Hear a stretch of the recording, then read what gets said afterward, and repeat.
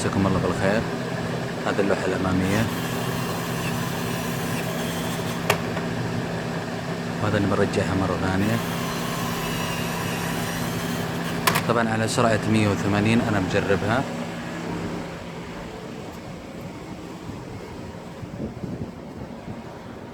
وهذه اللوحة الخلفية،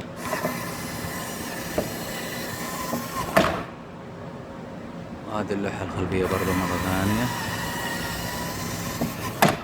طبعا بدون تقطيع أسلاك وبدون أي تجريح عن طريق الولاعة.